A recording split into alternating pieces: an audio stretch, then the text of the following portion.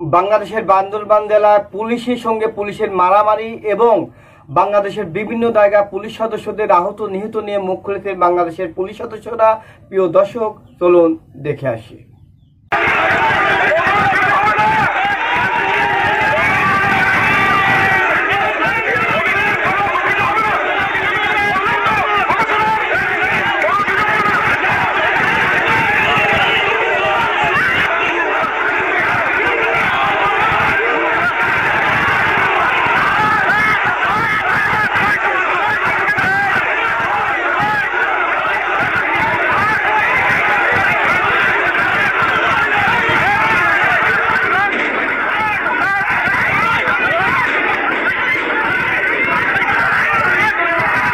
নিয়ে যেতে পারি, তাদের যাতে যে দায়িত্ব সে দায়িত্ব যাতে পালন করতে পারে সেজন্য আমরা এদেরকে সবাইকে সংগঠিত করার চেষ্টা করতেছি। তাদের মনোবলের উপরে একটা নেতিবাচক প্রভাব পড়েছে, সেইটি কাটিয়ে ওঠার চেষ্টা করতেছি। আমাদের যে আপনার আক্রান্ত যে থানা আছে সেখানে আমরা জানতে পেরেছি এখনো কিছু ডেড বডি আছে যেগুলো উদ্ধার করা প্রয়োজন। আর অজ্ঞাত স্থান থেকে রাজনীতিক কোন নেতার পিছনে আমরা থাকতে চাই না। পুলিশকে স্বতন্ত্র করে দেওয়া হোক, পুলিশের আইজির কমান্ডে আমরা চলবো। আমরা কোনো সরকারের অধীনে আর গোলামি করবো না। যারা এই জীবন পাঁচাটি করছে, যারা এই জীবন পাঁচাটি করছে তাদের সাথে আমরা আর নাই। আমরা সুন্দর, নিরপেক্ষ এবং সুন্দর একটি পুলিশ বাহিনী করতে চাই। সেই অবস্থায় আপনাদের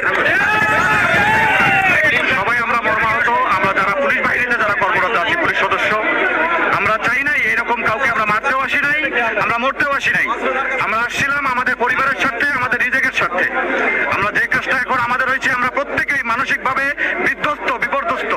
প্রত্যেকটা পুলিশ সদস্য আমাদেরকে ব্যবহার করছে যারা, তারা আজকে দেশ পলাতক। আমাদের কোনো গার্জিয়ান ছিল না আমাদের আদরবাগে।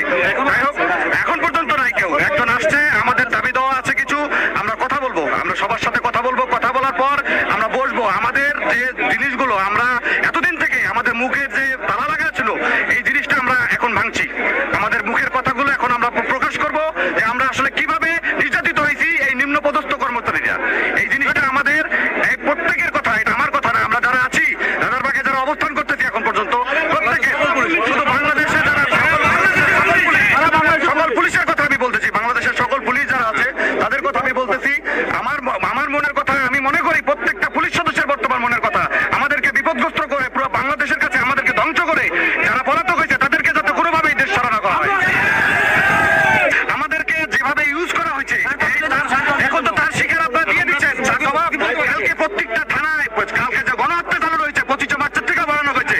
সারা বাংলাদেশ যে গণহত্যা চালানো হয়েছে 25 মার্চের থেকে বাড়ানো হয়েছে। প্রত্যেকটা পুলিশ সদস্য আমরা কান্না করছি। কেন আমরা তো মরতে আসি নাই ভাই, আমরা কাউকে মারতেও আসি নাই। আমরা কেন এটা শিকার হলাম? আমরা কেন প্রথম যদি এই আইজিপি যদি প্রথম বক্তৃতা দিত যে আমরা জনগণের বুকে আমরা গুলি চালাইতে পারবো না, মাননীয় প্রধানমন্ত্রী বা রাষ্ট্রপতি আপনি একটা সিদ্ধান্ত দেন, তাহলে আমাদের এই পরিস্থিতি আজকে আসে না। আমাদের পুলিশের রাজনৈতিক দল ছাত্রশীলের জন্য আমাদের ইউজ করছে। আপনি জানেন কারা কারা ইউজ করছে? 4-5টা এজেন্ট, 4-5টা এজেন্ট। আপনারা হিসাব করে দেন। বিপ্লব, আমাদের আইজিপি হারুন, এজেন্টের কারণে আজকে আমাদের এই পরিস্থিতি। আমাদের তাদের রাজনীতির চেহারা ঠিক রাখার জন্য, তাদের অস্তিত্ব ঠিক রাখার জন্য আমাদেরকে সবগুলো মানুষকে বিপদগ্রস্ত করতে, সবগুলো মানুষের পরিবারকে বিপদগ্রস্ত করতে। এদের শাস্তি, এদেরকে আমাদেরকে যেভাবে আমাদেরকে যেভাবে কুত্তার মতো পিঠে মারছেন, এদেরকেও রাস্তায় এনে কুত্তার মতো পিঠান। আমি বিশুদ্ধপাড়া পুলিশ টেলিকম আমি চাকরি করি। ওখান থেকে বাসায় যাওয়ার পরে আমি বাসায় থাকতে পারি নাই। আমি ছাদ দিয়ে রশিদে অন্য সাথে পালাইয়া চলে গেছে। আজকে 3 দিন কোনো বাসায় যাইতে পারি নাই। আমার বউ বাচ্চার সাথে যোগাযোগ রাখতে পারি নাই। আমি এখনো না খেয়ে আছি। আমি 2 ঘন্টা হাইটা বাড্ডা থেকে আসছি। আমার জীবনের নিরাপত্তা, আমার পরিবারের নিরাপত্তা, যারা দেশ ত্যাগ করে চলে গেছে তাদের বিচার চাই। এবং কি আমার পুলিশ ভাইদেরকে যেভাবে নির্মম ভাবে হত্যা করা হয়েছে, তাদের যারা দেশের হারুন, ওই হাবিব, ওই মামুন, ওই মনির, যারা আমাদেরকে তাদের বিচার চাই। জনগণের কাছে বিচার দিয়ে গেলাম। কালকে যে ঘটনা ঘটে গেছে, এটা আমাদের সিনিয়র পুলিশ অফিসারদের একমাত্র ব্যর্থতা। আমাদের ভাইদেরকে যে আমরা হারিয়েছি, এটার একমাত্র কারণ হচ্ছে তারা ঘুষখোর, দুর্নীতিবাজ। ভাই, আমাদের মতো পুলিশ সদস্যরা যারা নিম্ন পদস্থ, তারা নির্যাতিত, তাদের কাছেও আমাদের কিছু করার থাকে না। আমরা ডিউটিতে যাই, আমরা হুকুমের গোলাম। আমরা যদি তাদের হুকুম না শুনি তাহলে আমাদের চাকরি থাকে, আমরা সাসপেনশন হই। এই পরিস্থিতিতে আমাদের কিছু করে থাকে।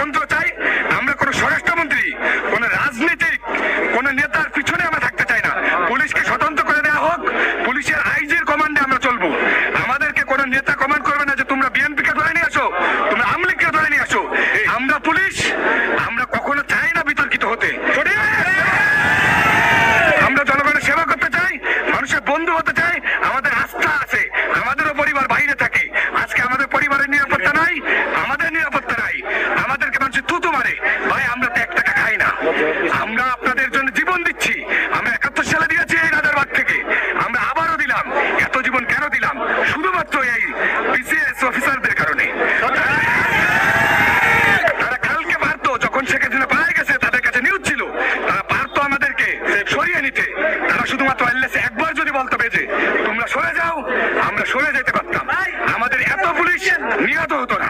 আজকে তাদেরই নির্দেশনার কারণে আজকে আমাদের এত পুলিশ তারা আহত হয়েছে, তারা নিহত হয়েছে। আপনার প্রত্যেকটা থানাতে থানাতে আগুনে পুড়ে আমার ভাইয়েরা এভাবে আছে। আমরা